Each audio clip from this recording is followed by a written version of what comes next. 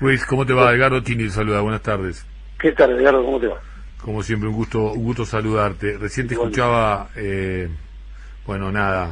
hacer una reseña de algunas de las cuestiones de asignaturas pendientes que tenemos, y aquí recién lo marcabas también puntualmente, ¿no? Cómo duele escuchar esta realidad con las reservas que tiene el país en lo que hace al gas, y decías los costos que implica avanzar con esta explotación, ¿no?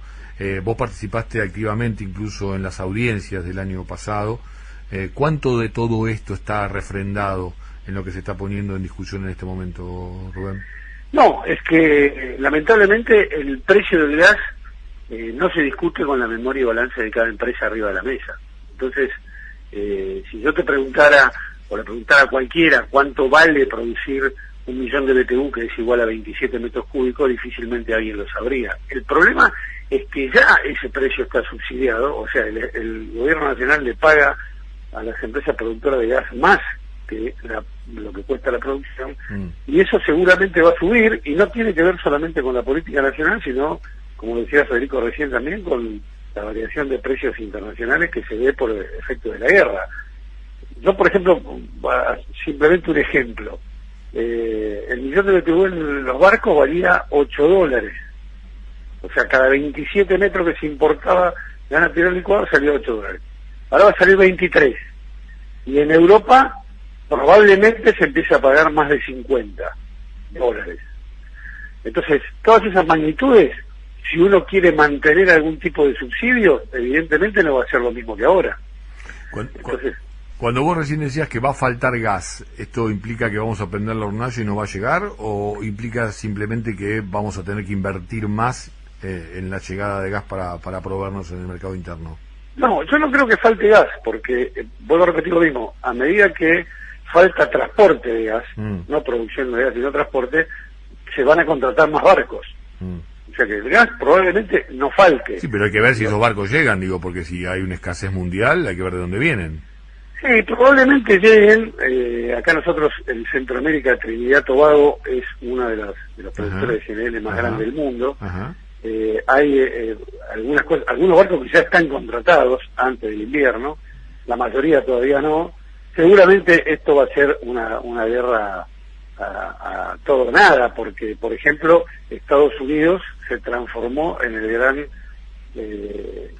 dador de gas natural licuado a través de España, pero todo eso no alcanza. Claro. Es decir, de hecho hoy Europa no adhirió al embargo de combustible, de gas y petróleo. Y no puede Europa porque lo necesita todos los días y más en el invierno, ¿no?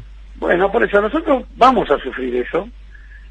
Por eso yo sigo insistiendo en que la discusión más seria de este país es cuánto vale producir gas y petróleo, para después saber cuánto hay que aumentar la tarifa, si hay que aumentarla. Y recién hablabas de las empresas, y uno se pregunta si están a la altura de las circunstancias en general y particularmente en este momento. Recién te repreguntaba de alguna manera lo que venías charlando con Federico, pensando en el oyente, ¿no? Porque si va a faltar gas, digo, se viene el frío, ¿qué va a ocurrir con eso? Para que quede claro cuál va a ser la situación. Pero digo, ustedes en el día a día, como trabajadores que son, lo vivencian, ¿no? La falta de inversión en infraestructura y demás cuestiones.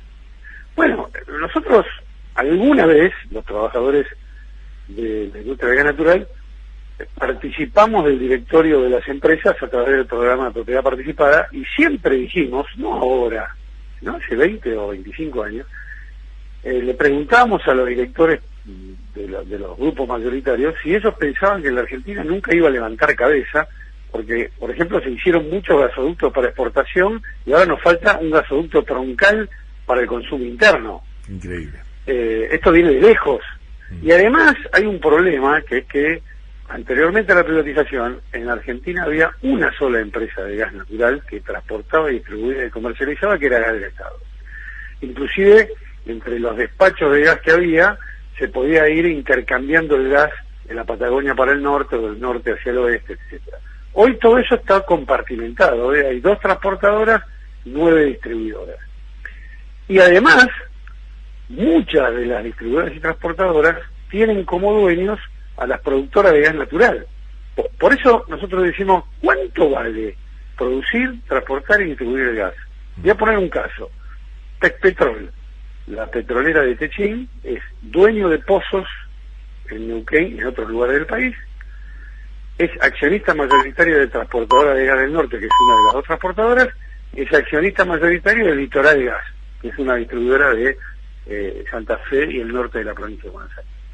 Entonces no es cierto que esa empresa pierde siempre. Puede ganar menos en la distribución o en el transporte, pero gana mucho más en la producción. Pero cuando uno discute esto, ellos dicen que Petrol es una cosa, que el nombre que le ponen para la transportista es otra y el nombre que utilizan para el distribuidor es otra. Pero es todo Techín. Pampa Energía tiene pozos y es dueño de Transportadora de Gas del Sur. Te traslado la pregunta que vos hiciste y ya sobre el pito de Ley 30 que acaba de sonar. ¿Cuál es tu respuesta, como una suerte retórica, a la pregunta que le hiciste a las empresas? ¿Cuándo va a llegar el momento que la Argentina pueda levantar cabeza ante la posibilidad real que tenemos por estos recursos naturales? Yo creo que tenemos grandes posibilidades de levantar cabeza. El problema es la política. ¿Cuál es la política energética que tenemos en este país? No se discute con los trabajadores, se discute muy poco con los usuarios, pero tampoco, y creo que es imprescindible incorporar a las empresas privadas, porque no nos queda otra, porque hoy casi todo es privado, pero nosotros tenemos que tener una política nacional que dirija todas esas tensiones. Hoy yo no la veo, no existe, inclusive en las asambleas, en las reuniones que se hacen en las audiencias, nosotros expusimos parte de estas cosas, lo expusimos con números, que tiene que ver inclusive con gastos superfluos que hacen las empresas, o gastos dobles que hacen las empresas, que todo eso lo paga el usuario. No hay nada que el usuario no pague. Entonces, el primer camino es saber de qué estamos hablando, y el segundo camino es que todos seamos conscientes que es posible tener otra ecuación energética y otra política energética donde no estemos pensando todos los meses cuánto va a aumentar o si vamos a tener o dejar de tener gas o en todo caso electricidad. Es decir, me parece que hay que cambiar la discusión de raíz. La veo difícil porque creo que los trabajadores nos estamos organizando lentamente para dar esta discusión, tenemos muchas discusiones entre nosotros mismos además, y porque el usuario, en el caso de gas natural en Argentina son 8.700.000 usuarios, o sea, no son pocos, no somos pocos, no tenemos una unidad de criterio. Inclusive lo que se está discutiendo ahora respecto a la segmentación, hay diferentes opiniones de gente que no le va a tocar la segmentación pero que dice que está en contra.